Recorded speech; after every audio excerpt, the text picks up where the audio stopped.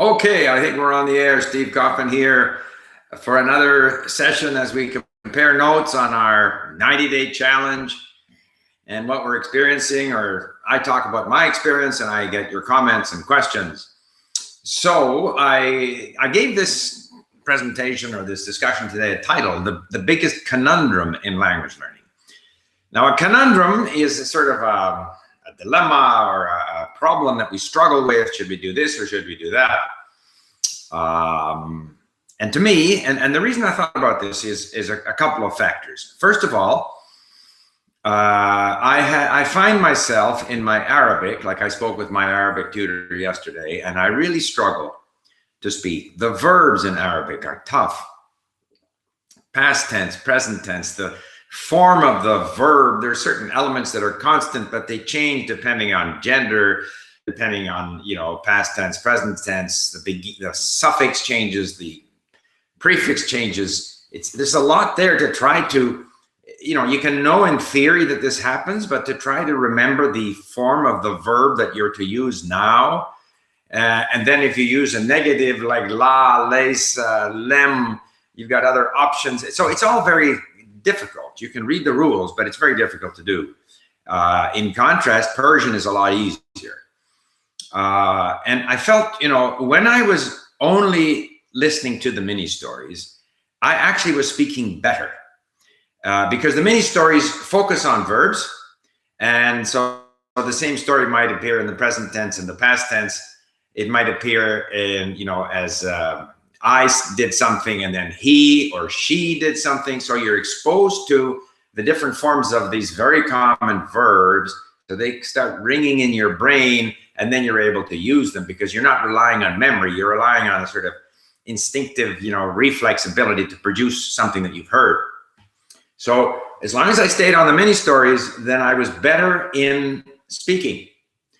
But of course, I'm not expanding my vocabulary. Now, the last little while, I've been listening to these difficult, discussions from podcast, Al Jazeera, France 24. And so there I'm acquiring new words, some of which stick, words like elections or candidate or situation or, all those kinds of words. But in fact, my ability to speak is suffering a bit. One problem we have is that we don't have enough sort of intermediate content at LingQ, and intermediate content should be shorter. Like if it's a 15-minute podcast or a 40-minute podcast, it's too long because I like to listen more than once. So if it's 40 minutes, then I'm not getting that intensive sort of repetition that I would like. Ideally, there would be 5-minute discussions. Discussions are great because typically they're easier. Conversations on history, politics, you name it. We don't have that. If anybody out there who is a speaker of Arabic or Persian can provide that, that would be great for us. So I have this conundrum. Do I focus on getting better at speaking by staying with simple content, reviewing some of the grammar tables or whatever, sort of trying to nail things down so that I can perform better when I speak to my tutor?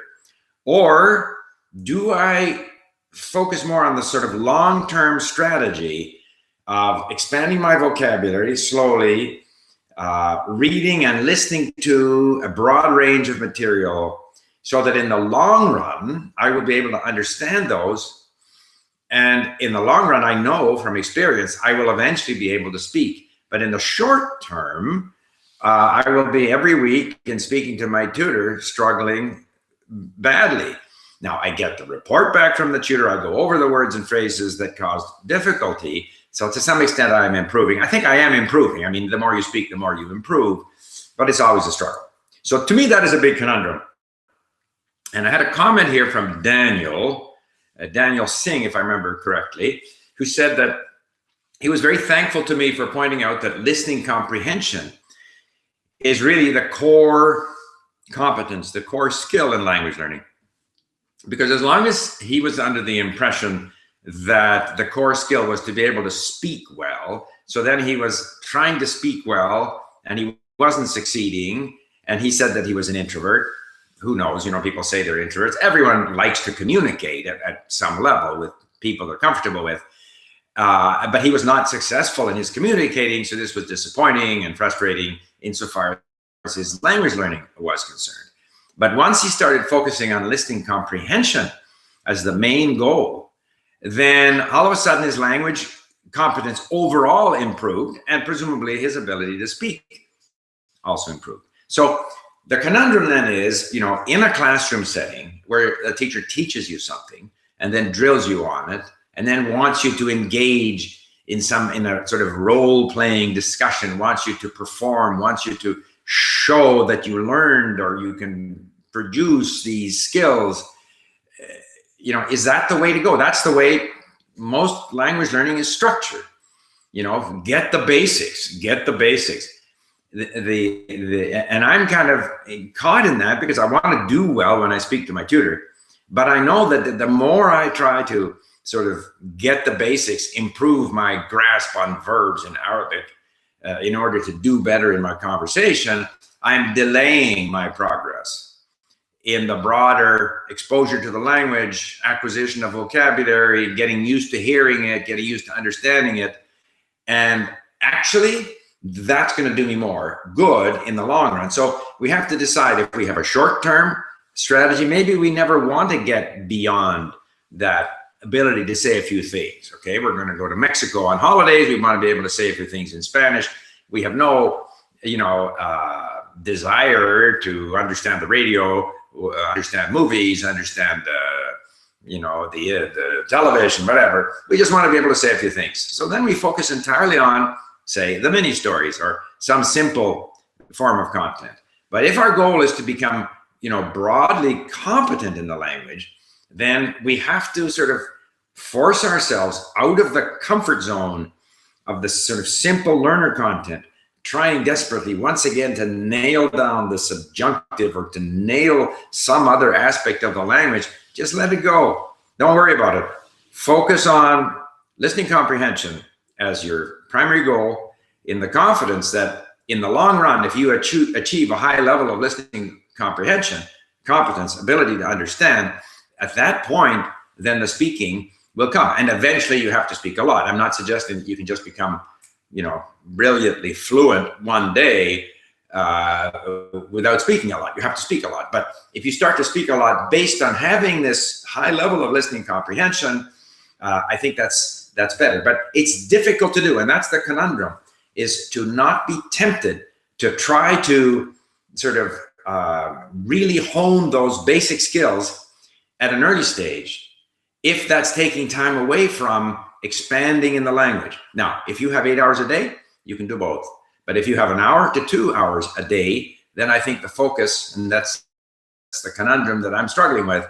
I want to do well with my tutor, but I want to expand in my Arabic. Persian is easier, so it's easier not to sound so silly when I'm speaking to my tutor. But I haven't gone very far in terms of expanding my vocabulary in Persian. I've only got 2,000 words. If I were to pull a news article off the internet, it would be full of blue unknown words. So I have a sort of a higher degree of competence in a more limited vocabulary in Persian. But if I were to strike up a conversation with someone, then we can only talk about a very limited number of things. So that's what I struggle with. And of course, it helps a lot. And we have that in other languages, not in Arabic or Persian, but in other languages, we have 5-minute content, medium difficulty. Ideal content to me is conversations for that intermediate category, because typically people in conversations don't use, as many, low frequency words. It's more lively. And if we have lively conversations transcribed 5 minutes long on a variety of subjects, that's kind of helpful to help you get from the basic, simple content into the real, authentic content that's going to take you to your final goal. So there you have it. That to me is the big conundrum. Do you try to nail down your basic skills, nail down some aspects of verbs, and I think verbs are key, or do you push yourself into sort of more difficult content where for a long time it can seem as if you don't see the words often enough for them to really stick, and you feel like you're not making progress. Although I should say that if I listen to Persian, I really don't, people talking about some random subject, I don't understand much at all. In Arabic now, I understand. I know what they're talking about. I pick up words. I definitely sense that my listening comprehension has improved, and I have close to 8,000 words. I know that if I continue linking and saving and reviewing, that the 8,000 is going to slowly move to 9 and 10 and 12 and 15,000. And at 15,000 words, I'll understand an awful lot more. In other words, I know from experience that as frustrating as it may feel at times, that we're not remembering the words, and it continuously, I just kind of half understand and stuff. I just know that it's only a matter of time, that I won't lose anything. I will only get better, which isn't true of my golf. Okay, now let's see what the questions are here. Okay, let me go to the beginning here. First, blah, blah, blah. No. Dutch is close enough. No. Do you ever try to avoid reading things written before, say, the 18th century to avoid antiquated vocabulary structures? It depends on the language, but, certainly 19th century literature has been a major source of my learning. In Spanish, you can read Don Quixote, or what was that other one? I can't remember. It doesn't really matter. I think that I'm interested in acquiring words. I'm interested in reading and listening to things that I'm interested in, and the century doesn't matter. I have never worried about, acquiring archaic expressions, because eventually I would listen to so much of the language that some portion of it that was archaic, it doesn't bother me at all. No, I would say the answer to that is no. Oh, I love you, Steve. Oh, thank you. That's very kind of you. Warrior angel for God. After MSA, which dialect will you focus on? I'm thinking about starting with Levantine, then going to MSA. Okay, this is from Luke. So I don't know. I'm going to be involved with Arabic for a long time. Languages are not a hit and miss or a hit and run type of activity. You've got to put in the time. And so, Russian and Slavic languages have been with me now for 10 years, and I enjoy them, and I enjoy that relationship. Chinese has been with me for 50 years. Arabic is not going to be part of my understanding of the world. So, yeah, I'm going to learn MSA for a while, and then if it should be that I'm going to visit or I meet people, say in Vancouver, who are from Syria, then I'll learn Levantine Arabic. Or Palestinians or whatever. If I'm going to be if I get interested in watching Egyptian soap opera on Netflix, I might Egyptian Arabic. Just as I have, I Portuguese, I listen to Spanish, like Spanish from Spain, Spanish from Latin America, Portuguese. It's all variations on a theme. I can't give you an answer. Is it possible, in your opinion, that someone can give excellent listening comprehension and yet speak very poorly? Or will the comprehension ability automatically make him a decent speaker? No, good comprehension, listening comprehension, doesn't guarantee that you will be a good speaker. You still have to speak. You have to speak a lot. However, the better your listening comprehension, the better you will speak. Every time I hear people say, I read and listen well, but I can't speak. So then I say, well, can you understand an audiobook? No. Have you read a novel? No. So if you can understand an audiobook, if you can read the novel, the same audiobook, you're well on your way to being able to speak. But you still have to get out there and speak. So it's not automatic, but it's a sort of a precondition. Not to mention the fact that if you're in a natural conversation with someone and you don't understand what they're saying, that's very uncomfortable, both for you and for the other person. So I think good listening comprehension is a precondition for speaking well, but eventually you still have to get it out and speak. Steve, have you ever been to Thailand or the Philippines? Yes, I have been to both places. How do you study your audiobooks and books in LingQ Intermediate? Okay, so take the example of Polish. But Ukrainian, I did the same. You find an audiobook online, you search for it in different ways, for which an ebook is also available. Then you can import the ebook into LingQ. There's a book importing function at LingQ. But the audio, I just listen on, out of iTunes on my phone. I'm not going to bother trying to break the audio up into sort of sound sections that correspond to the chapters of the book on LingQ. It's just too much work. So to some extent, all of that listening is not measured by LingQ, because LingQ will only measure what you listen in the lesson, or if you have downloaded the lesson audio to a playlist, and every time you listen on the playlist, it also registers it. But that's how I do it. So I understand English, but don't know the exact meaning of many words, which I understand when I hear someone speaking. Can we go and check their meaning? Sure. I mean, if you listen to someone and you don't understand it, it's so difficult to go looking words up. I think you just have to continue with a program like LingQ, where you are gradually increasing your vocabulary, listening, reading, saving words, reviewing, listening, reading, and eventually you'll understand more and more. You can't, in a conversation, start looking words up to any significant extent. Hi, Steve. Would you check my stats on LingQ like you did on your last? Okay. Okay, I will, but I won't do it now. I will do it next time. So I have here your username, and I will look you up the next time. What is your eating habits? Do you think any specific food affects your learning or skipping one meal? No, I don't. I won't get into my eating habits. It's simply a matter of we tend to have a late breakfast, oatmeal, fruit, and then try to get through most of the day and have an early dinner, typically with vegetables and some meat and stuff like that. I tend not to eat so many carbohydrates at night, but I don't think diet has anything to do with language learning. Salam. Okay. Alaikum. Okay, salam alaikum. Thank you, vehement critic. What do you think of reading aloud? Does it change anything in comparison with reading silently? Well, I don't know the answer to that. I think it's a matter of what you like to do. It's tiring to read aloud, so I tend not to do it. When we read in a language that's new, we tend to sub-vocalize. So to some extent, you are sounding the words out in your mind. But I don't do a lot of reading aloud, so I can't really comment too much. Let's see if you know Arabic, Steve.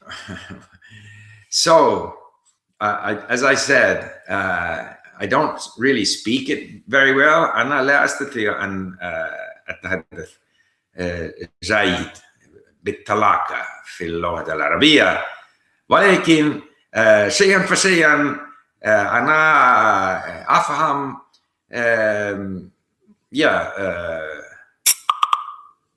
أكثر.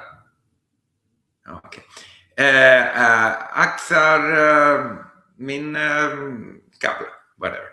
I'm not good at speaking Arabic, but I'm getting there. If you follow the main gist of my comments today, it's that I am constantly, confront the fact that I don't speak very well, but I still want to push forward. And what matters is not how well I speak now. What matters is how well will I speak a year from now. I import an audiobook from YouTube. I assume the system separated the content into 3 parts, but third part is missing on instead I got 2 second part. If you have a technical issue like that, it could be any number of things relating to the content that you imported and so forth. The best place to talk about that is on the forum, because other people may have had a similar experience, or it may be unique to the content that you imported. Sorry, I can't give you more than that. When learning the Romance languages, do you think there is any particular order to follow? Well, I mean, I have this perception that Spanish is the easiest, so I would start with Spanish. But I think the bigger issue is just how motivated you are. Okay, email to LingQ support. Just to make 100%, email LingQ support, you should get an answer. How much listening do you do for a language when you're at intermediate 2 and wanting to go to advanced? Well, I don't set myself a specific goal. I listen as much as I'm able to fit in during the day, and typically that's a matter of what I'm doing. So I will listen while making breakfast and cleaning up. I will listen if I go to the store on my bicycle. I will listen if I work out in the gym. Those are the kinds of places when I listen. I don't sit down to deliberately listen. Okay, do you think you are fluent in Italian? I mean, Italian is kind of 9th or 10th on my list of languages. If I'm there surrounded by Italians, I'm able to carry on a conversation, but certainly not as fluent as, let's say, Spanish. Is it really difficult to learn Russian is the question. Well, depends what you call. It's fun to learn Russian. It's interesting. I love it. There are some real grammar issues in all the Slavic languages that continue to confound me. Very difficult to produce the cases, endings, of nouns and adjectives accurately while speaking. Very difficult to get the right form of, the sort of aspect of the verb and the right verb of motion. And so there are difficulties, but there are difficulties in every language. The main thing is how motivated you are. ¿Qué tal con el rumano? Well, I did the Romanian for a specific purpose. I was going to be in Romania for 5 days, actually, but I spent 2 months learning Romanian. I spoke enough that I was kind of able to fight my way through history podcasts on Radio Romania, and I was able to communicate while in Romania, but I haven't done anything in it now, so I think I would have great difficulty speaking in Romanian. Now, are you going to Serbian or Bosnian on LingQ? I have lots of friends who are from there. I would love to learn to understand what they're talking about. Okay. I would love to have Serbo-Croat, Bosnian, whatever. I think the language is more or less one on LingQ. If you have friends from there, if they will agree, and we will even pay them some, get us, translate our mini stories and record them. And on the iPhone or Android is fine, good quality recording, and give us those, and we will upload them, and we will start Serbo-Croatian. So Ross Wolf, if you can get your friends to do that for us and provide and find us additional content, then we will do it. And I don't know whether we put it up in the Latin alphabet or Cyrillic or both, but we'll put it up if you can get us the content. Have you started with books like Teach Yourself Arabic or Persian? If so, what are they? Okay, in Arabic, the books were not very good. I don't have the books here handy. With Persian, I have both living language and colloquial, and they have their advantages and disadvantages. I use them basically for content. I also have Asimil in both Persian and Arabic. I find Asimil, a lot of their content is kind of too obtuse, too sort of, they're trying to be so cute and clever all the time. And so, I mean, and that's a small part of the content that I listen to. But I listen to a variety of things. I don't just listen to our mini stories, although I've spent more time listening to the mini stories than any other content. How many years did you spend on Italian? Not very many, because I had the French, I had the Spanish, and so I think at one point I bought Linguaphone, and I spent some time listening to that. And then I was listening to some content at LingQ, trying to get a better handle on some of the structures of Italian. And then I did a lot of listening to audiobooks. That was a big part of it from Il Narratore. And I listened to Pinocchio. His version of Pinocchio is phenomenal. We have that at LingQ, by the way. And I Promessi Sposi, which Italians consider a very boring book. But for me, it was, connecting with history in Italy and stuff. And then I listened to a lot of Rai Due, alle 8 della sera, lots of podcasts. Which now, by the way, if I really recommend this. I had Rai Due, but I had no transcripts. I didn't really need the transcripts because I have most of the vocabulary. But if you don't have the vocabulary now, you can go to automatic transcription sites and have these podcasts transcribed, and it's a phenomenal source. Alle 8 della sera in Rai Due. Now, how should one balance learning more than one language? Is it better not to learn more than 2 languages at a time? Well, I used to think it was better to learn one language. And I must say that It is a bit of a struggle now to be trying to do Arabic and Persian at the same time. I'm going 3 days on one, 3 days on the other. There's some discussion, should I go 2 weeks on one and 2 weeks on the other? I'm afraid that I'll forget too much if I do it that way. Every time I leave the one, I'm kind of sorry to have to leave it because I just feel I'm starting to make some progress, and then I got to go to the other. So it's difficult to say. Experiment, see what works for you. What is more powerful, reading or listening? Cheers from Olarusa. You know, to me, listening is listening is momentum for reading. Listening is what's going to enable you to speak. Listening is kind of getting the language in you and training. But reading is where I pick up vocabulary. I find it very difficult to remember words just by listening.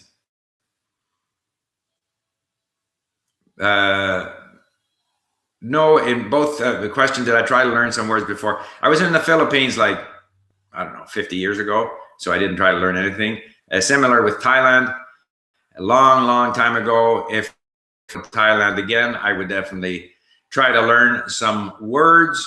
Similarly with the Philippines, although one has the impression that the Philippines is more of an English-speaking environment, and I would kind of be concerned that people would simply answer me in English. Whereas in Thailand, I don't know. But yeah, in either case, if I were to go there now, I would try to learn some of the language. How are you finding the Arabic script compared to Cyrillic or Chinese characters? Well, Chinese characters is the most work because there's so many of them. I had to learn 4,000 or so. Cyrillic is not difficult at all because it's almost parallel to the Latin script.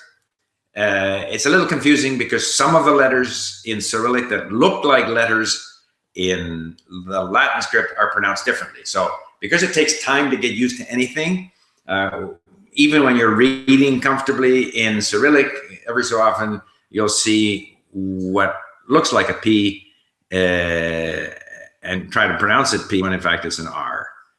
The Arabic script is more difficult, much more difficult than the Cyrillic, for a number of reasons. Initially, it's hard to get into because it has a different form. Each letter has a different form depending on its location in the word. Second of all, you know, it's not obvious what the vowel is. Now, they do have this sort of harakat system for suggesting the vowel, but it's not used widely. So it's a problem. In a way, it's a bit like Chinese characters. You almost have to know the word before you can pronounce it. So it's difficult. When it comes to German listening and reading, Steve, why when it comes to German listening and reading doesn't work? I found that it works. I was unable to make any progress in German as long as I was trying to remember der, die, das. The minute I stopped doing that and started doing a lot of listening and reading, my German just took off. So I don't know why you would say that. That has not been my experience. Now, what is your opinion on word memorization versus just reading at your level? Well, I don't do any word memorization. I do some review of words as I go from page to page in my lessons. But again, not with the goal of memorizing, just with the goal of having this other sort of concentrated exposure to these words before I move on. Steve, if you could go back and talk to your younger self, what advice would you give yourself with regard to language learning? Perhaps something you wish you, okay. Nothing really, because I think everything I have done has been to expose myself to the language through lots of listening and reading. I did it initially with French, when I basically took responsibility for my French learning, stopped worrying about what was happening in the class at school, and read, listened, eventually went to France. Similarly with Chinese, I did a lot of listening and reading. Nothing much has changed insofar as my strategy. What has changed is the tremendous technological advance, MP3 players, MP3 files, access to material on the internet, systems like LingQ. So everything has become much easier.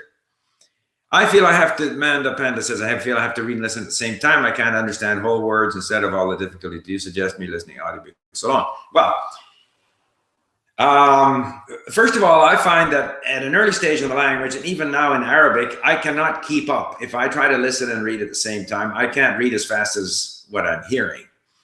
So, but I attempt to do sort of some listening and reading at an early stage because I think it's good training for my reading. And then thereafter, I don't. I just listen when I listen and I read when I read.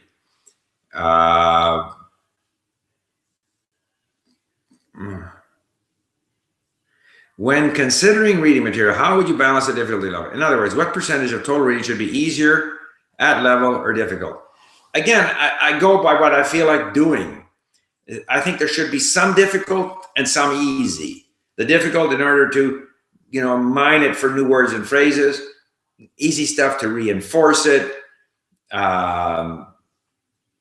Again, I don't read books or magazines until I'm stronger in the language because I don't like reading material with lots of words that I don't understand without having access to an online dictionary. Hallo Steve. Kan je Afrikaans praten? No, but I understood that. No, Somalainen also no. What is your opinion on word memorization? No, I think I answered that. Hello, when are you going to start learning Turkish? Okay, my goal is this year. So I've got my 90-day challenge in Arabic and Persian. Then I'm going to be going to Ukraine for 2 weeks, mostly in Kiev and Eastern Ukraine, where I will be speaking mostly Russian, a little bit of Ukrainian. So then I'll come back. So then from June on, because I'm going to the Polyglot Conference in Fukuoka, I was thinking, it's a good opportunity and a good excuse to focus on getting my Korean up to the next level. So I might just focus on my Korean. So all of this means that by the time I get back to my Middle Eastern languages in November, they will be in a sort of sad state. So I might focus back on them again, which would mean that Turkish would start in the beginning of 2020, my best guess.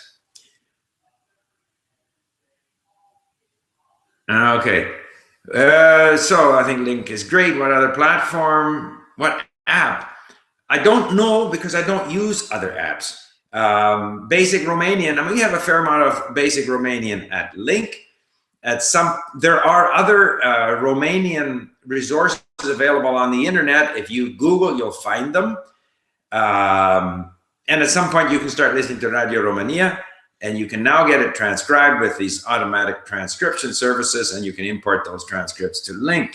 That would be my strategy. Greetings from Chile. Greetings. I visited Chile in 1981. Would you recommend learning a language such as French or German through reading and writing, then going through the process of learning verbally? I learn everything all at the same time. Reading, writing. Well, I don't write much, but reading and listening, those two, those prepare you to write and speak. So reading and listening, regardless of the language. Rich Meister, once you have the translations and recordings, how long does it take to get them on the website? I live in Georgia, and I can have any of my friends do the mini stories. Oh, Georgian, all right. Not long. I mean, if you get us the 60 mini stories, and you can contact me, steve@link.com, I will send you the English or the Russian, whichever is easier for your friends. Although you can find it on the site.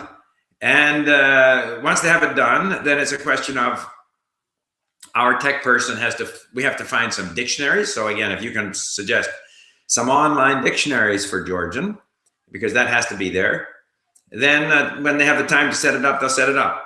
So I can't give you anything more definite than that. Do you find it feasible and efficient to learn 100 words a day?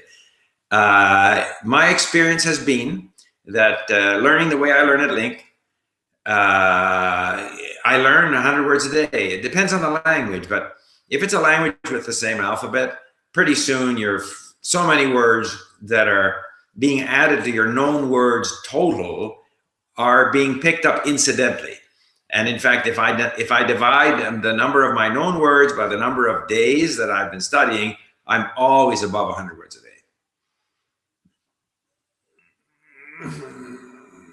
Okay.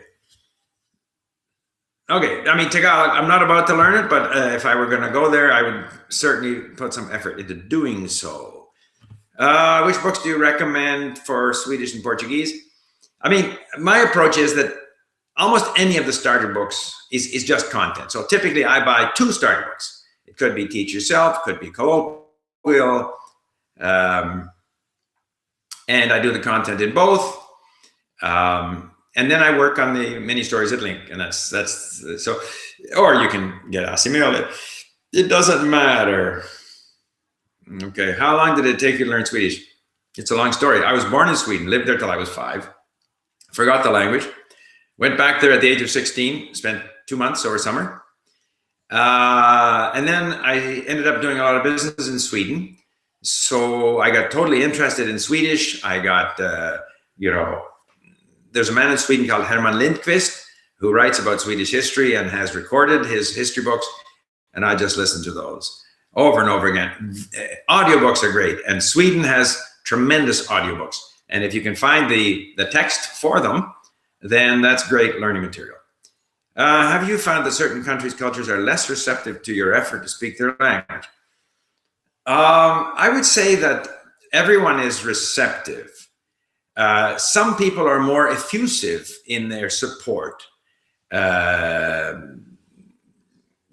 example, I mean, I found the Iranians around Vancouver, if I even say 3 words of Persian, they're just beside themselves and very appreciative. Some people are less so. I don't want to say, but certainly Japanese, Chinese, Persian, Brazilian, all those people are very appreciative. Some people kind of take it for French. Well, you speak French, you don't speak French. It depends on the individual. I think it's unfair to generalize. Just want to say that you are crazy to learn Arabic and Farsi at the same time. Good for you, though. Yeah, I'm crazy. I buy that. What's your main motivation for learning new languages in general? Okay, motivation for learning new languages. I mean, I have a totally different perception of, say, Arabs, the Arabic world, or Persian and Iran now than I have. And even though I haven't gone very far in those languages, I live in this world for a specific period of time, and it's the greatest way to explore other countries. It's almost better than going there. So the only problem is you can't do it in 2 weeks. So every language is a commitment of a year, of 2. But yeah, that's the motivation. How to follow the reading aloud approach when you are learning a language so different, such as Japanese and Chinese? A good amount of character. Yeah, you have to make that investment in learning the characters, both for Japanese and Chinese. It's a big job. It's a big investment of time, but it's worth it. And then once you have that, then the more reading you do, the better you're going to be able to, handle the characters. Okay, LingQ t-shirts, thank you. Okay, I keep forgetting. Steve, do you think reading translations into the target language is any less valuable than the reading texts that were originally written? So translations are easier because typically someone translating doesn't use the same breadth of vocabulary. I mean, if you read Harry Potter in Japanese, it's going to be easier than a Japanese novel. So to that extent, it's kind of intermediate content. So translations, I think, are good. How do I get motivated to read something mediocre in my target language? Well, you got to look for it.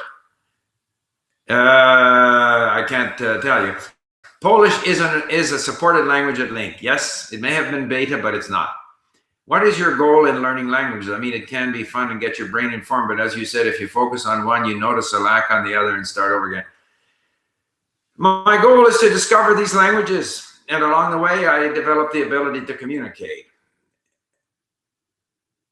If you can make a contribution to content at LingQ, send an email to steve@lingq.com. How much time does it take to be level C1 or C3? Well, depends what your starting point is, depends what languages you know, it depends how much time you put in. I can't answer that. How to teach English to kids? I mean, I would focus on letting them enjoy stories, listen to stories, read stories, and not worry about what they can say. How to overcome the upper intermediate learning slump? No, I have nothing to suggest other than when you are at the upper intermediate level, you are now able to enjoy the language. You can read anything of interest, listen to anything of interest. So just go and enjoy the language and you will gradually improve. Start Swedish from basic. I would say the same advice as I gave earlier. Go and buy 1 or 2 starter books or borrow them at your library and then get on LingQ. Where's a good place to buy ebooks that I can upload to LingQ, or does it depend on the language? I'm looking for Chinese. Well, you would have to translate ebook on whatever subject and Google and see what you come up with. If you had 2 hours a day to learn Chinese, would you still do flashcards to learn the characters? I can't say, because there are better resources now than there were. I can't comment, but certainly learning the characters would be a big goal. Steve, tested out of Arabic at an intermediate advanced level after 6 months. LingQ was very helpful. We'll continue to use the system to improve these 2 languages and eventually add some dialects. Will, I guess you say, will you continue? Yeah, we would like to see more content at LingQ. If people can give us content, or sometimes we'll actually pay to help get some more content. I recognize that we need more Arabic content, both in MSA, like standard Arabic, and in various other forms, Levantine, Gulf, Egyptian, and so forth. Okay, I'm going to stop it here. And thank you, everyone, for... okay, let's see. We got a few more here. As a native Japanese, I still remember such a pain to learn Chinese characters at school. It's a pain, but once you have them, you have them. And it opens up. I mean, you can't get into the whole Chinese world without the characters. And Japanese, while the language is different, it's part of that whole Chinese cultural world. So is Korean, and I think it's very unfortunate that Korea no longer has Chinese characters. Okay, I'm gonna have to leave now. Thank you for listening. Bye for now.